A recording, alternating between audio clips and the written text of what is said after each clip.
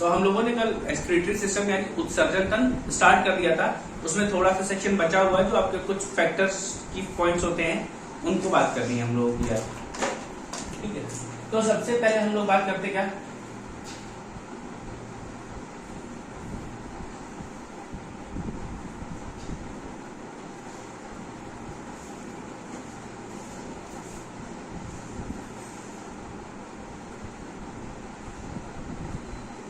Size की बात कर लें तो किडनी का साइज लगभग 10 से 12 सेंटीमीटर तक होता है, लगभग 5 इंच के आसपास ये रहती है। और ये आपकी जो यूरेटर डक्ट होती है ये 25 सेंटीमीटर होती है।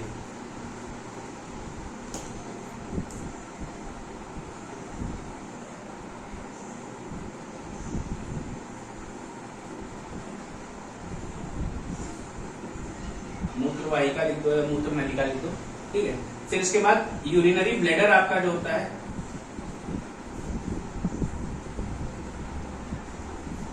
मेल्स में लगभग ये 800 ml तक स्टोर कर सकता है यूरिन, मतलब पेशाब जो इसमें स्टोर होता है कितना 800 ml तक, और फीमेल्स में ये स्टोर होता है 500 ml। यूरेथ्रा की बात करें तो ये होता है फीमेल में 2.5 सेंटीमीटर और मेल्स में 10 सेंटीमीटर तक। और फीमेल्स में यूरेथ्रा छोटा होने की वजह से उनमें बीमारियां बहुत होती हैं, कोई दिक्कत नहीं आता। अब देखो तुमको यूरिनेशन का फीलिंग कब आता है कि तुमको बाथरूम यानी वॉशरूम जाना है, तुम्हें कब ऐसा लगता है, जब इसमें 150 से 200 ml यूरिन कलेक्ट हो जाता है तब आपको क्या आता है, फीलिंग ऑफ यूरिनेशन। जब ये इससे ज्यादा बढ़ने लगेगा तो और प्रेशर तेज होता जाएगा, कोई दिक्कत नहीं आता। तो ये हम लोगों ने सबके साइज की बात कर ली है। ये क्या है, किडनी, ये यूरेटर है, ये यूरिनरी ब्लैडर है और ये यूरेथ्रा है। ये सारे साइज याद कर लेना, कभी कभी पूछ लेता है, मोस्टली ये यूरेटर का पूछता है और ये यूरेथ्रा का पूछता है, इसके अलावा कुछ पूछा नहीं है कुछ।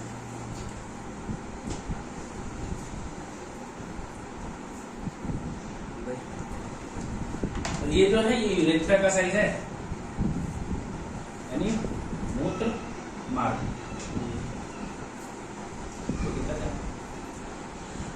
ये साइज सारे नोट कर लिए हैं। अब हम लोग बात करते हैं ग्लोमेरुलस फिल्ट्रेशन रेट। जो भैया आपकी किडनियां हैं वो फिल्ट्रेशन कितना कर सकती हैं,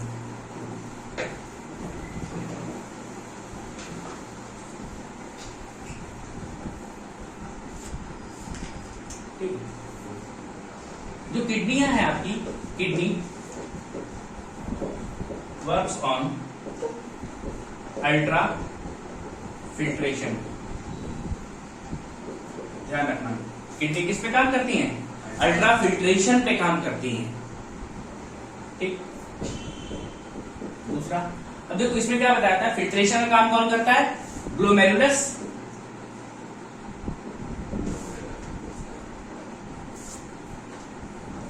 क्या था, ग्लोमेरुलस क्या थे, वो bunch of capillaries, bunch of capillaries थी। यही किसी को हम लोग क्या बोल रहे हैं, ग्लोमेरुलस फिल्ट्रेशन रेट। ये भैया 125 ml पर मिनट, 1 मिनट में 125 ml का ब्लड फिल्ट्रेशन करते हैं और लगभग एक दिन में 180 लीटर ब्लड फिल्टर होता है हमारी बॉडी में। नहीं, ब्लड इतना नहीं होता हमारी बॉडी में 180 लीटर, ब्लड तो 6 या 7 लीटर है मैक्सिमम, 5 से 6 या 7 बस, बहुत ज्यादा। लेकिन क्या है, वही बार बार सर्कुलेट हो रहा ना, कितना है 125 ml पर minute. It is 5 times of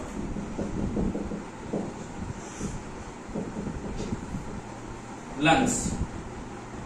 भाई लंग्स भी हमारा क्या कर रहे थे, प्यूरिफिकेशन कर रहे थे, वहां CO2 बाहर जा रहा था, ऑक्सीजन अंदर आ रहा था, उसमें भी प्यूरिफिकेशन हो रहा है। और उस दर में और इस दर में कितना अंतर है, 5 गुना का। जब ये एक बार हो रहा हो तो ये 5 बार, ये समझो 5 टाइम्स डिफरेंस है। समझ रहे हो? जब यहाँ 125 ml हुआ तो वहां कितना हुआ है? सिर्फ 25 ml। कोई डाउट है? ठीक। अब देखो pH of urine slightly acidic होता है। ये कितना होता है? 6। अगर जितना न्यूट्रल होगा यूरिन आपका, उतना ही आपकी बॉडी फिट मानी जाएगी। अगर आपका मान लो बिल्कुल 7 आ रहा, मतलब बॉडी आपकी एकदम फिट है, जितना जरूरी कंटेंट था एकदम एग्जैक्ट उतना ही एब्जॉर्ब कर लिया, जितना वेस्ट था उतना बाहर निकाल लिया एग्जैक्ट। ऐसे एग्जैक्ट इतना होता नहीं है। अगर बिल्कुल एग्जैक्ट काम कर रही हो तो ये 7 भी हो सकता है। बट लेकिन क्या है, हमारी बॉडी में एसिड्स बनते हैं बहुत सारे, HCl बन रहा है, कार्बोनिक एसिड बन रहा है, और हमने कुछ खा लिया उल्टा सीधा, तो कहां जाएंगे? कुछ ना कुछ तो एसिड बचेगा ही, और वाटर का अमाउंट ज्यादा है, और वाटर हमेशा एसिडिटी बढ़ाता है। अब क्या होगा यहाँ पे? पीएच ऑफ यूरिन कितना है? 6। देन कलर ऑफ यूरिन किस कलर का होता है? येलो, पेल येलो, हल्का पीला होता है। नॉर्मल सिचुएशन में हल्का पीला होगा, बट अगर आप बीमार हैं तो ये डार्क होता जाता है, ज्यादा पीला दिखाई देने लगेगा। ठीक है। और इसका ये पीला कलर किसके कारण होता है? ये होता है ड्यू टू यूरोक्रोम पिगमेंट। ये भैया पिगमेंट का नाम पूछा जाता है, यूरोक्रोम पिगमेंट। कोई दिक्कत यहां पर? छापो। ठीक। अच्छा, ये जो आप फ्रेश यूरिन जाते हो, जब यूरिन करने जाते हो, कभी कभी आप पब्लिक टॉयलेट जाते हो तो वहां बहुत एक स्मेल आती है, वो किसकी आती है? अमोनिया। अमोनिया की। ध्यान रखना, फ्रेश यूरिन में अमोनिया की स्मेल आती है। ठीक है। फ्रेश यूरिन में, ताजे मूत्र में अमोनिया की गंध आती है। अब वो ज्यादा देर तक, अगर पता है वहां पे टॉयलेट अगर ज्यादा दिन ना यूज किया जाए तो वहां स्मेल नहीं आएगी, लेकिन होता है कि लोग जाते रहते तो फ्रेश अमोनिया की महक आती है वहां पे। वरना अगर तुम कहीं सिंगल तुमने किया एक बार और थोड़ी देर बाद वहां स्मेल आएगी और वो क्या होगा? धूप में उड़ जाएगा।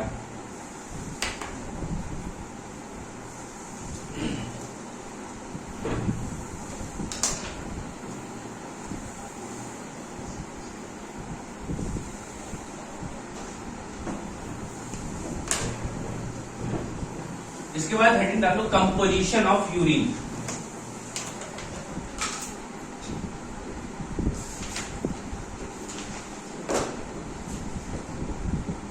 अब यूरिन में क्या क्या होता है? सबसे पहले तो वाटर होता है, कितना? 95%। Then urea 2.6%, uric acid 0.4%, then creatinine, ये भैया होता है कितना? 2%। यही क्या है आपका?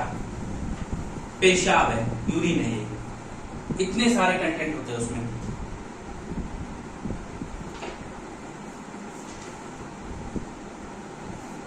ठीक है। अच्छा, यूरिया का निर्माण कहां होता है? यूरिया इज फॉर्म्ड इन, कहां बनती है? कब बताया था?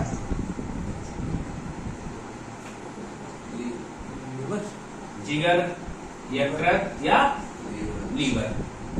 ठीक है। और जब ये यूरिया हमारी बॉडी में ज्यादा हो जाती है तो उससे एक बीमारी होती है जिसे बोलते हैं यूरेमिया।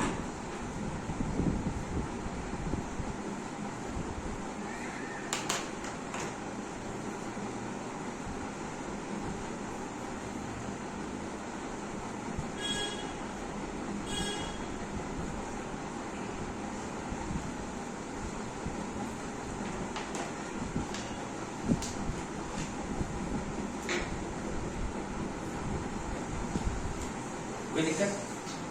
फिर इसके बाद होता है यूरिक एसिड। यूरिक एसिड कैसे बनता है? आपकी बॉडी में मैंने बताया था न्यूक्लियोटाइड्स होते हैं, याद है? न्यूक्लियोटाइड्स किसके बने होते हैं? Proteins. Sugar plus base. Nucleotides किसके बने होते हैं? ये शुगर प्लस बेस के। जब इनका ब्रेकडाउन होगा तो क्या बनते हैं, तब बनेगा आपका uric acid. Breakdown of nucleotide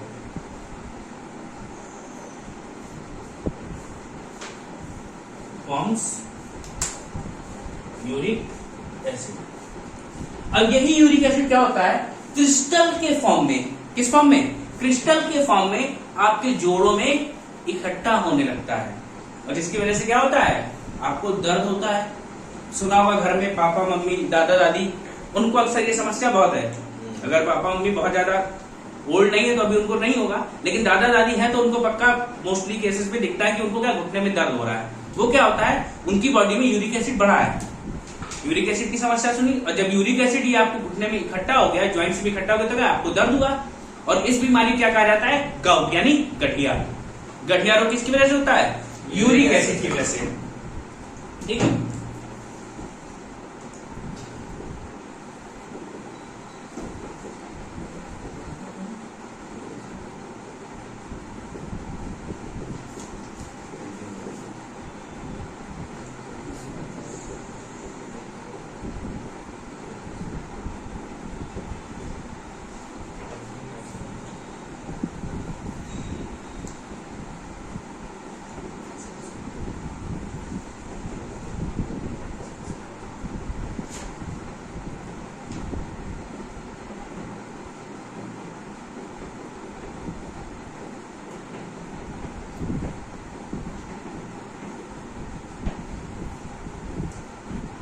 note कर डालो।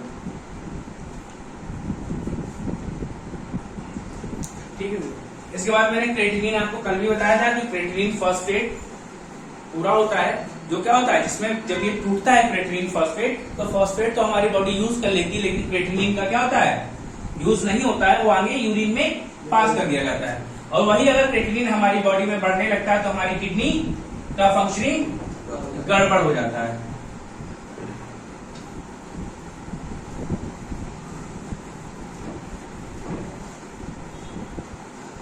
अब देखो, अगर आपकी किडनी में क्या हो, इन्फ्लेमेशन हो रहा हो, यानी जलन महसूस हो रही है, दर्द महसूस हो रहा हो, तो उसमें एक बीमारी होती है, उसको बोलते हैं नेफ्राइटिस। क्या, inflammation in kidney known as nephritis. ठीक, अब क्या देखो, किडनी ने और क्या किया, किडनी ने वाटर बैलेंस किया। Water balancing is, water balancing also done by kidney. लेकिन इसको वाटर बैलेंसिंग तो करनी थी किडनी ने, लेकिन इसके लिए क्या हार्मोन हमको लगा था। याद आया कोई हार्मोन का नाम, हार्मोन हम लोग पढ़ चुके हैं ना,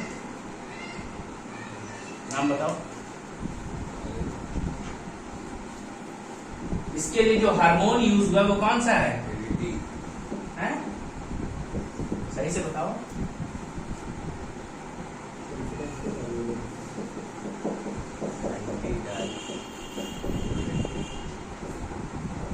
याद आया, यह वैसोप्रीन हार्मोन इसी कहा जाता है। ये क्या करता है, हमारी बॉडी में वाटर बैलेंसिंग करता है। ठीक है, अगर क्या हो, यही क्या करेगा, अगर ये हाइपो हो यानी कम हो रहा हो तो क्या होगा, लो वाटर एब्जॉर्प्शन, पानी का अवशोषण कम हो जाएगा।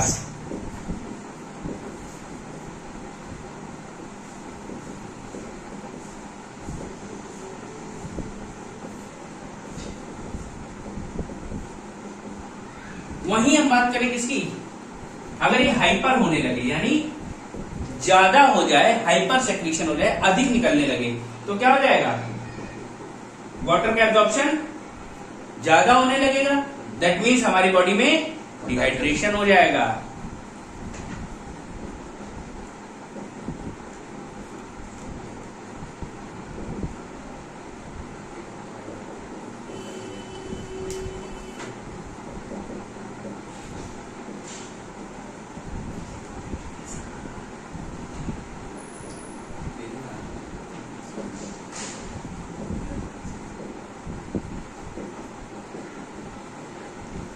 इससे क्या होगा, पानी की कमी हो जाती है भैया। कोई दिक्कत? एक चीज और देख लो लास्ट में, कभी कभी हमारी किडनियों का फंक्शन प्रॉपर नहीं हो रहा होता है, फिल्ट्रेशन ठीक से नहीं हो पाता है, तो फिर हम उस पेशेंट को कहाँ ले जाते हैं, हॉस्पिटल, और उसके लिए क्या करते हैं, उसको बाहर से ब्लड लगवाते हैं, उसका ब्लड का फिल्ट्रेशन करवाते हैं, और उस प्रोसेस को बोलते हैं डायलिसिस। डायलिसिस में क्या होता है, बाहर से ब्लड चढ़ाते हैं और फिर उसका ब्लड का फिल्ट्रेशन कराएंगे, ठीक है। और उसमें क्या होता है, उसमें तो हर वीक किसी को ब्लड की जरूरत पड़ती है, और ज्यादा अगर अमाउंट बढ़ जाता है क्रिएटिनिन का, किडनी ज्यादा काम नहीं कर रहे हैं, तो फिर वो 2-3 दिन में भी होने लगता है। ये समस्या क्या होती है, लगातार बढ़ती जाती है, ठीक है। Dialysis is artificial filtration method used when kidney does not work properly। जब किडनियां क्या करें, सही से काम ना कर रही हो, तब क्या हम लोग करते हैं, आर्टिफिशियल प्यूरिफिकेशन या फिल्ट्रेशन करवाते हैं, जिसको क्या कहा जाता है, डायलिसिस। और इसके लिए एक मशीन यूज की जाती है, एक क्या है, इंस्ट्रूमेंट यूज किया जाता है, जिसको बोलते हैं डायलाइजर।